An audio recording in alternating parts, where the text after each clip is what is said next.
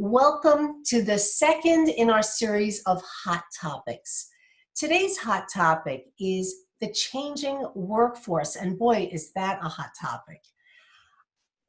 I'm Lynda Katz Wilner, and I'm the founder and director of Successfully Speaking and a member of the Center Club.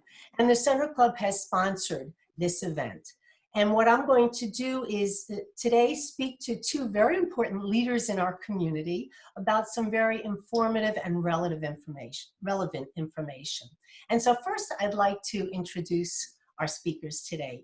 First, we have Marianne Scully, who is the CEO of Howard Bank. And welcome, Marianne. Thank you, Lynda. Sure. And then we have Denise Galambos, who was the Vice President of HR at BG&E during the first 3 months of this pandemic. And now she has the role of the Vice President of Utility Oversight for Exelon Utilities. Welcome, Denise. Thank you, Lynda. Good morning. Good morning. I'm glad to have all of you here today. Before we begin, for those of you who weren't here last month, I just want to go through the format. We have a recorded interview that we did this past week, and we're going to be broadcasting the interview, and it's about 15 to 20 minutes. While you're watching that interview with Marianne and Denise, feel free to write down anything in the chat box, questions, because when that's over, we're then going to devote 10 to 15 minutes to answering the questions, and they'll be here for that.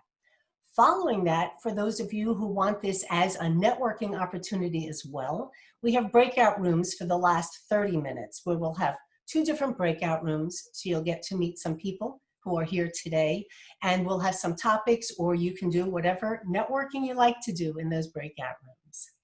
So what I'd like to do is start with the interview, and give me 1 second. And again, please feel free to write down any questions in the chat box. Our hot topic is the changing workforce. And the big question is, how have we done? How are we doing? And where are we going from here? Marianne, I'd like to start with you first and ask you, how has Howard Bank supported the workforce during COVID-19? Sure. Well, I think the first thing that we did was that we began in early March reiterating over and over and over again that the health and safety of our employees and our customers and our communities was paramount, that it started with our employees. And so we quickly came up to speed with most of our workforce. About 80% of our workforce is able to work from home. And we made that possible from a technology standpoint, but also from a training standpoint. We were an organization that relied very much on face-to-face, high-touch, internally as externally. And so moving to a virtual environment was not only technologically challenging, but was culturally challenging. And so we provided everybody with a lot of training very early on one particular tool. We've used Microsoft Teams a lot and began demonstrating by example, leading from the front, that this was a way that we could still communicate with one another face-to-face and in a high-touch fashion. And as we've gone through this whole process, we have constantly communicated one-on-one, communicated in teams, communicated in our leadership group. We've had a couple of all-employee meetings already. So really upping the communication to reiterate that it's all about health and safety. Now, as we're thinking about coming back to work, and I know we'll talk a lot more about that, we've tried to reiterate the same message, but emphasize the holistic nature of that, which is it's about our employees, it's about our customers, and it's about our communities. So what happens, for example, if 80% of us stay at home forever? We have a very important 20% of our population, our branch staff. I've talked a lot about those. I actually did a shout out to them in a podcast recently. That's the 20% that hasn't been able to work from home. So they've been face-to-face with customers throughout. But similarly, We set up different access routines in our branches.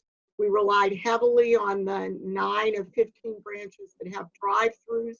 And for 3 of the others, we immediately, and we can, again, it's all about communication, communicated this on our webpage, communicated this to our employees. You can still come in and meet with us. We just need you to make an appointment so that we can control the environment inside the branches, which again, is not just about the health and safety of our employees, but about the health and safety of our customers. So I think it's consistent messaging, and maybe more importantly, it's sincere messaging. It's making sure they have the resources and the understanding that they need. And you're speaking to my heart when you talk about communication, because that's exactly what I focus on, that without that, then there's certainly going to be other problems. Sure. Now, Denise, as part of BG&E could not shut down during this 3-month period. So tell us how you've supported your workforce, because I know there are some differences related to BG&E. Sure. Yes. Yeah. As you mentioned, Lynda, we are an essential workforce. We have about half of our workforce are field employees, and about the other half were office employees. So we quickly, as Mary Ann mentioned, we quickly too transitioned our remote enabled workforce off site so that we had more space and social distancing for our field employees. About half of our employees were continuing to work. So many of our issues were, how do we keep them safe? We researched and invested heavily in PPE, personal protective equipment, masks, sanitizer, wipes, all to keep our field employees safe while working and keeping the lights on and gas flowing. For our, Mary Ann, your point about communication I thought was key. We communicated regularly and encouraged leaders to communicate at every level. Checking in with employees, having team meetings, constant communication. A couple of other things we quickly, because I'm in HR, I'm very focused on all the HR changes we made very quickly. We provided sick leave. There was no use of your personal sick leave if you were diagnosed with COVID. We implemented quarantine pay. We worked with vendor Bright Horizons to provide daycare so that people could have daycare in their house and get a stipend for that. That was enormously popular with our employees. So we made a lot of changes very quickly. It was intense there in the first 4 weeks, I would say. So we're now at that point where we've gotten through not just the first 4 weeks, but the first 3 months. Right. And just even on the news today, you hear about, well, Baltimore County, Baltimore City, Howard County, phase 1, phase 2. What shifts are needed for each of you? And we'll start with you, Denise. What shifts are needed to physically return the workforce back to the workplace? Right. So we've announced that we will not be returning employees back to the office until at least Labor Day. And we are evaluating, we have a whole reentry, a group that is looking at responsible reentry. We're looking at a number of factors. We want to ensure that people have social distancing in the office. We're also evaluating who's working just as effectively at home and what percentage of our population can we keep working from home. So we're looking at a whole number of factors, and it will not be flipping a switch. It will not be bringing all employees back at once. And we're hearing from our employees that many of them still want to continue working at home, that they feel that they're just effective, and we're hearing from leaders that they feel that they're just as effective. So I think the workforce is going to look different for a long time. I do not think it will look like what it was before we all went to work from home. And I guess the question is, the workforce may say they think they're being more effective, but how does management see that? And I guess that right. becomes and we're another. Evaluating both. We're polling every leader and asking about the effectiveness of their employees, and also then asking employees where they feel they're most effective, so that we can marry those up and then come up with a responsible reentry plan. Sure. And Marianne, do you have a different take on this, or how is it affecting Howard I Bank? think probably just some nuances. I think that, like Denise, we've made a decision that we won't just come back in one fell swoop. We've not made a decision as to whether or not it will be Labor Day or whether it will be mid-July or early August. Those are all elements that we're looking at. We're constantly reiterating to our employees, for example, when Governor Hogan did announce that he was going to go into a modified phase 2, we immediately that day went out with a communication to all of our employees that said, nothing's going to change for now with us. We've had a task force in place for about a month right now, composed of different levels in the company, that are looking at this from 3 elements, I would say. One, again, health and safety being paramount. What are the best practices? And so, as Denise mentioned, we know that we won't just bring everybody back at once. We will probably bring people back in some sort of stages, whether it's a third or a half, and whether it's for a week on and a week off, or 2 weeks on and 2 weeks off. That type of practice will allow us to socially distance. And will also give us some early warning signals if something's going wrong that doesn't affect all of the population. We've told our branches that limited access is working just fine for now. We managed to approve 1,000 payroll protection loans in this process. So we've been able to make the branches work, and they feel more comfortable with that sort of a controlled environment. So those are the things that won't immediately change. But at the same time, we've started, I think, trying to deal not only with the technical health and safety best practices, but with the emotional health of the employees, short-term and long-term. As Denise mentioned, there are people that say, I think I'm just fine working from home.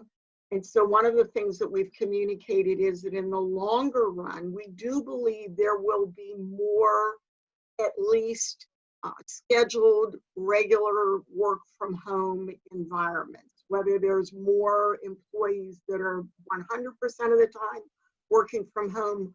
We haven't decided that, but there certainly will be more, and we've started communicating that. But we've also, I think, from a company health standpoint and from a community health standpoint, started communicating that we believe that if the population in general, the workforce population in general, not just us, not just Howard Bank, but in general, mostly works from home, the economy won't fully recover. The gas stations, the dry cleaners, the restaurants, and that we as a community bank feel some obligation to at least consider that in our plans. So it's helping people see a vision of the future workforce that's different than what it was before, but not necessarily this totally virtual environment that some people, like Twitter, are talking about. And then the third thing that we're focusing on, so that the health and safety best practices, the emotional issues at a holistic level, is to try to get a real handle on productivity, because we're not worried about whether or not we're completing tasks. We know that we've done a great job of that. The question is, are we going to be as effective on strategic initiatives? And then the even bigger question is, are we going to be effective in terms of all the creative elements that are so critical to a company that's focused on growth? And a lot of the social best practices that we're reading talk about the disadvantages of Zoom and Microsoft Teams from 2 perspectives. One, the difficulty in really getting a view on the other person, the eye contact, the body language, the things that really facilitate communication. And the relatively proven element that spontaneity reads in terms of creativity. So it is those non-scheduled dropping into somebody's office for what you think will be 5 minutes that turns into a 20-minute discussion that leads to something that moves the company forward that we all know happens. And so that balancing act, the physical health, the new reality, which will be more working from home for sure. And then how does that affect strategy? How does it affect creativity? How does it affect culture? And we all know we're not going to know those answers until we just start trying different things. And Denise, you mentioned to me just the other day that you did have a meeting that was part of the team met face to face, and how different that was again for people to Yes. show up. Could you tell us a little bit about that? Sure. So one of the most amazing things I think about people is just that they want to be together. We are social creatures. And so my whole team actually did a drive-by and we got together in my street and just keeping social distance, got to catch up with one another. And it was the highlight of the whole pandemic so far. It just, people want to see and communicate with each other, and it's wonderful. And I think that we as a company are thinking about that in terms of our culture. I think the part, Marianne, that you were speaking to there, those impromptu meetings, the touch points, that really helps you build your culture. And I think that is what we as leaders sometimes worry about losing if we're not together. Our field forces, and I want to just make clear, they are together every day still. They're working, they're with one another, but the remote office workers are who we want to continue to make sure we have that culture, and we can do it safely, but also maintain that wonderful part of our company that we see and we miss when we're not together. It's not going to be easy. And the other thing, and Denise, I know you're probably dealing with this, is we aren't just dealing with these health safeguards, but we're dealing with some social elements and challenges that come out of the health. I mean, we have a workforce that has a significant number of women in it. What if kids don't go back to school? Right. For better or for worse, it is the moms that are still mostly responsible for that, although I know our dads have done a great job of pitching in, and we've had lots of kids and dogs on our own Microsoft Teams meeting, whether it's a male or a female component on the other end. But we have a lot of people, and they are especially the moms, especially single moms, that are very worried about, what am I going to do if schools don't open again? And what am I going to do if daycares don't come back? Or if my daycare fails, because that's one of those really hard hit businesses right now. And again, communication-wise, what we've tried to assure them in every message is, we understand that some of you have a world that's changed. Some of you may live with an immune-compromised family member, and you're going to want to be treated differently than somebody that's not in that kind of a household. And guess what? We're going to acknowledge all of that and take that into consideration. Yeah. And so that brings me to the last question, because I could listen to you for a lot longer, but we wanted to keep this to a short interview and people will be able to ask questions in a few moments. What do you see are some, and Denise, I'll ask you this first, what are some of the positive outcomes that have happened because of COVID-19? Because there have been many lessons learned. And what would you say are some of those that you see, Denise, at BG&A? We have seen some amazing things. And one is the ability for people to come up with new ways to communicate, whether it be Zoom meetings or frequent phone calls. I have seen people who never took that extra step to communicate, absolutely communicating regularly and frequently. And I think that's something I hope continues forever. We have everything from the top leaders in the company to, all the way down the chain. We have people communicating differently and figuring out a way to make it work. I also think people have figured out ways to help one another and just check in. those kind of, how are you doing, Marianne, the comment you made about being able to see people's faces and really see how they're doing. We've quickly adjusted to saying, just calling colleagues and saying, how are you doing? And figuring out a way to make that work. So I think the communication, the means, the methods of communications, we have all found a way to do that. And I hope we continue that forever, right? I mean, that's something I want to see us learn from and really continue. So I think our new and improved and different and ways of communication are really what I see as coming out of this. But hopefully have a hybrid approach. So some of it's Yes. virtual, but Yes. we want the face-to-face and the person-to-person, not just through a camera. And Miriam, what would you say are some of the lessons learned or the good outcomes that you found? We've had some great outcomes, despite the trepidation that I was just talking about in terms of the flexibility and the balancing acts. We've had, in particular, a couple of our company values that were always, let's call them lagging values. So, our 4 values are invested, insightful, agile, and passive. And when we put those in place, we're a bank, let's face it. And we had people that said, ooh, agile and passionate. Do you think we can really demonstrate that on a regular basis? And the first thing that we saw was when we took 80% of our workforce and said, okay, guys, you're working from home. If you don't have VPN, we're going to teach you how to use VPN so you can get not just email access, but full systems access. We're going to teach you how to use Microsoft Teams. And this is the way we're going to be operating for the foreseeable future. We look back now, we know it's been 3 months. Remember, at the time, we didn't know if it was going to be a week, 2 weeks, 3 weeks, and I don't think any of us thought it was going to be 3 months, let alone 6 months. So the agility has just been amazing. The other thing that we've seen is people willing to show that human, passionate side.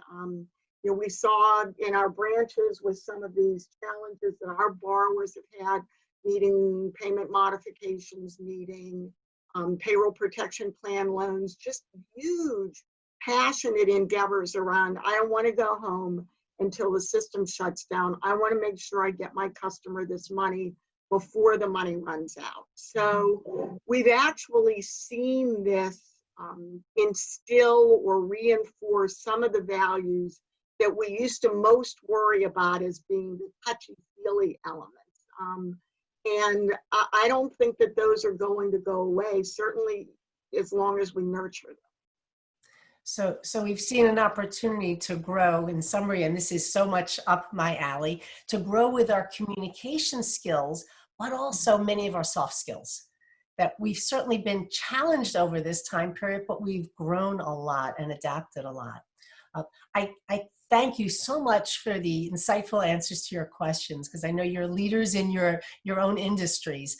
And what we're going to do now is transition into questions and answers, because I'm sure there are some questions for you.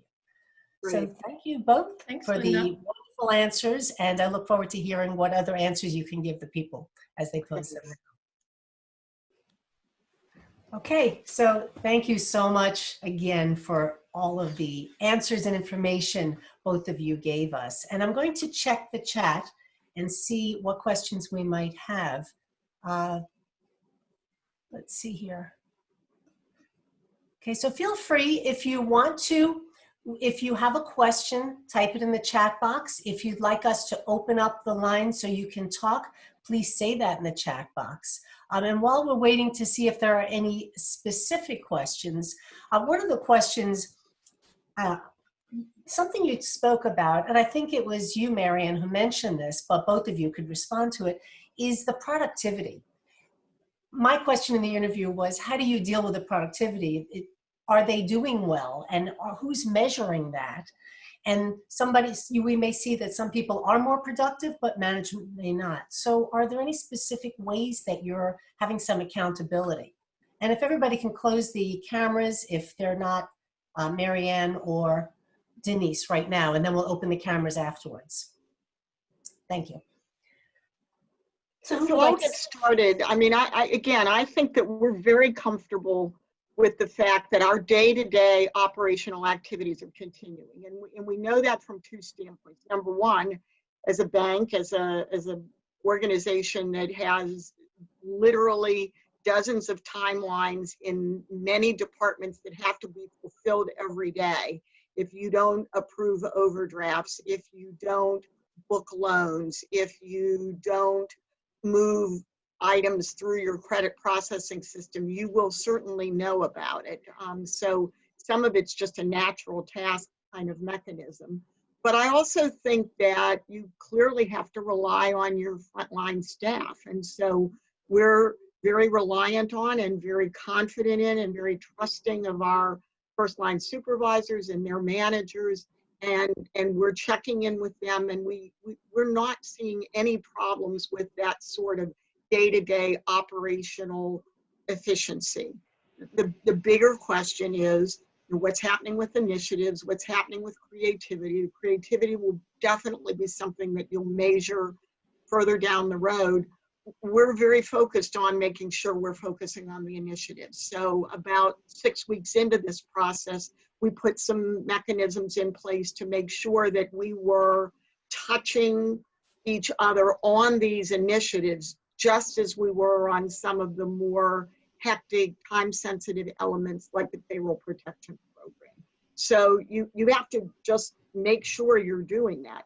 But I would also humbly suggest, and I think I might have mentioned it in the video, we're not really going to know how productive we are being in that big picture sense for a number of months. And so people that say it's not working, I don't think you know that. And people who say, oh, absolutely, it's working, there's no problem, I don't think you know that either. And Denise, what are your thoughts on it? Yeah, I completely agree with Mary Ann. I think that, we are a company of 1,000 metrics, everything from customer calls answered to,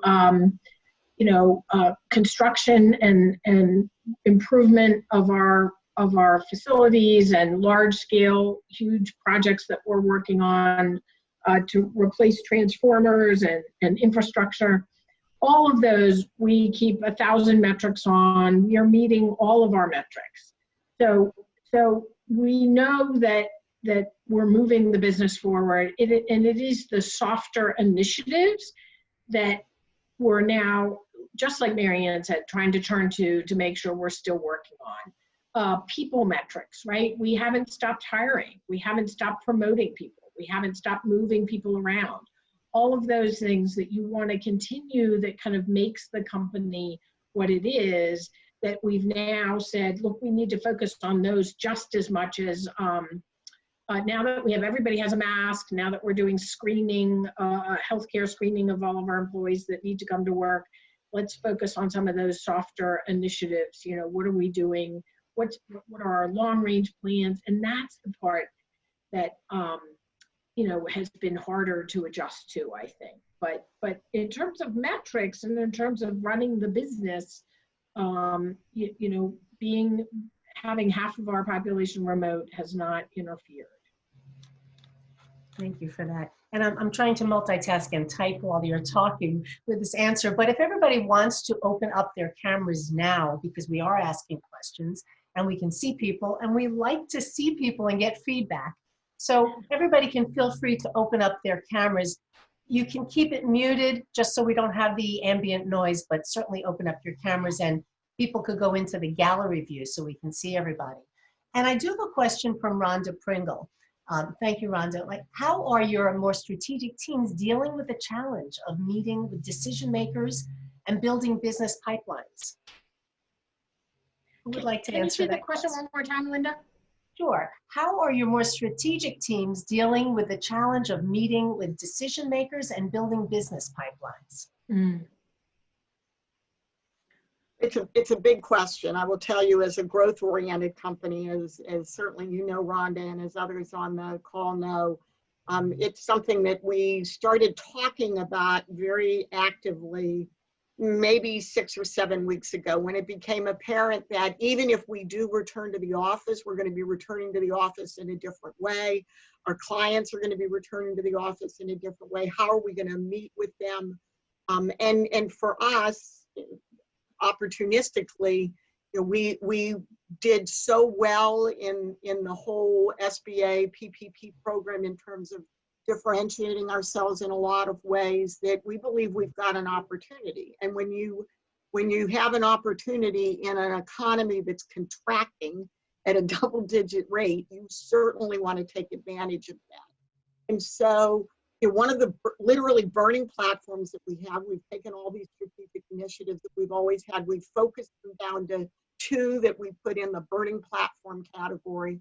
One of them is related to how we share information across the organization, because that's going to be very important. Always has been, but in a tough world, more important than ever. But the first one is, how do we grow our business in a virtual environment? And we literally have our commercial bankers, some of our most traditional bankers, focused on the refinement of Microsoft Teams and Zoom and how they can use that. We're providing them with online delivery of the kinds of presentations that you might do in a customer's office, where they can present them on the screen. We are encouraging them, tracking how much they're doing to reach out to others, whether it's centers of influence, whether it's existing customers, or whether it's prospective customers. So it's a big strategy, but as I said to somebody the other day, I hate to use a hackneyed expression, how do you eat an elephant? You take it one bite at a time. So we've got these individual tactics that we're focused on, from training to support materials to behaviors that we're watching and we're tracking. And we have a certain number of people who have said, I have a client who's comfortable meeting with me. Are you comfortable with me meeting with them? Right now, in a return, when we're all still working remotely, the answer is, generally speaking, yes. The answer will be probably different when we start to all come together, because that person meeting with an outside client and then coming back to the office is going to affect the dynamic there. And so, again, it's messaging about, if you're comfortable and the client's comfortable, by all means, but let's lead by example. Let's have those meetings. It is beautiful June in Maryland. Let's have those meetings outside when possible. So, you plan it, but you also deal with it as it comes up. But I think that's a very big question for anybody that wants to grow, because remember, anybody that's going to grow in this environment is going to be swimming against the tide, and you need to be a pretty good swimmer if you're going to do that. And Lynda Cameron had a similar question. Lynda, was that answered in your, Marianne's response? Did that answer your question? Because you spoke about training and strategic planning as well. If you wanted to say something or add, if you want to unmic, you certainly can do that. Sure. No, I think that's fine. There are a couple of questions regarding training and some of the big picture conversations, so the strategic planning and those that you're really accustomed to sitting in a room together for 3 or 4 hours. It's so much more difficult doing those kinds of things and that type of work remotely, but I appreciate you commenting on that. Thank you. And then I know Scott asked similar. There are a lot of similar questions, but one part of his question was, how do you see, what are you seeing as changing behaviors, and how to effectively train in a remote environment? Because it is different. Or is it too early to say? Yeah. So I'll comment on that, Scott, because we have, we continue to do a ton of training, and we've transitioned to remote training, sort of online training. I mean, we had already begun that transition because we are a company located all over the place. But we've most of our, something like 99% of our training programs now are online, and some of them you can do individually whenever is convenient for you. You can download a program and do the training there, and much of it is, but some of it is still in groups and just done remotely. So that's an area that we've really seen grown and realized that we could do almost all remotely. And it'll be interesting to see what people think of it. Actually, at the end, we survey all of those folks that have gone through the training But, you know, and there's something like hearing, you know, brainstorming or, you know, enacting things or, you know, there's some things that are certainly harder to do, but we found amazing remote training programs there. Does that answer your question? Is that what you were getting at? It does, and I've seen that certainly within our environment, but it also seems to me that, I mean, you're a much larger organization than probably most of the folks on the Right. discussion, whereas I don't know if Mary Ann's seen anything different. Howard is significantly smaller than, of course, BGE, but sharing experiences that have sort of shed light on, you know, how do you do that when you're a 100-person organization or maybe a 50-person organization? It definitely. Well, I'll address it. I mean, as a part of a bigger industry, you know, we've had a lot of online learning tools for years, and most of them are provided by the industry, the associations, the advocacy groups, the regulators, and those have continued. The new training that we've had to do, I would say we've done weirdly in a more traditional environment. It's just that instead of being in a room together, we're on Microsoft Teams together. But we've had great success. The government rolled out a brand new lending program at the end of April that none of us had ever seen before. Now, any of you that have dealt with this program know that the rules change literally every day, sometimes 3 times a day. Those rules come to us electronically. They come to us in emails, generally speaking. But we had to communicate those to our staff.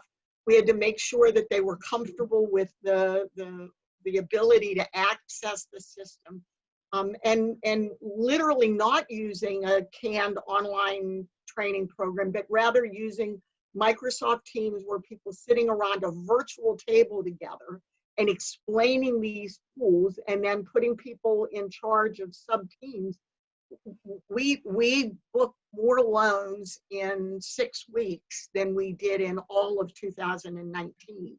So you can do it, and you can do it traditionally, and you can do it using your own resources. I mean, it went from SBA emails that have to then be translated into human language. And we did all of that in a Microsoft Teams environment with what I call the virtual conference table. So we're learning new ways. I know I've been doing this type of training for over 15 years virtually, and more people are becoming comfortable with this. These are great questions, and I'm loving the answers, and I want to respect the time limit that we have. And so I do want to have breakout sessions. And one of the questions from Steve Braun is a really good question, and maybe we can talk about it in our groups. And that is, when do you see the business world coming back to a growth position versus just reacting to the current circumstances? And perhaps we could talk about that in the breakout groups. Okay, can everybody hear me? Okay. Yes, ma'am. How you doing, Lynda? Okay, so I hope you got to meet some other interesting people you knew already and you haven't seen in a while, and this is how we see people now, and hopefully meeting some new people. I thank all of you for coming here and participating in this. I'm loving these hot topics. I see Alvin Katz is here too. I didn't get to get in a breakout room with you, but he was last month's hot topic. And we will be having another one July 17th, where it will be Don Fry from the Greater Baltimore Committee. So if you have suggestions of people that you think are hot topics that we can include, because we're trying to use members of the Center Club who have expertise and can share their expertise with everyone. So feel free to reach out to me or Nancy Sloan if there's any other people that you think would be a great person for me to interview. And I wish everybody good health and success as we continue to transition to this next phase, whatever that might be. But as Mary Ann and Denise were saying, we're learning adaptability, flexibility, agility, whatever it might be, so that we can keep moving forward as our environment around us is changing. So I thank all of you. If you want to stay and people want to stay and talk, that's fine. But if you're ready to get back to work, wherever that might be, right around the corner or in the next room, enjoy the rest of your day and have a great weekend, everybody.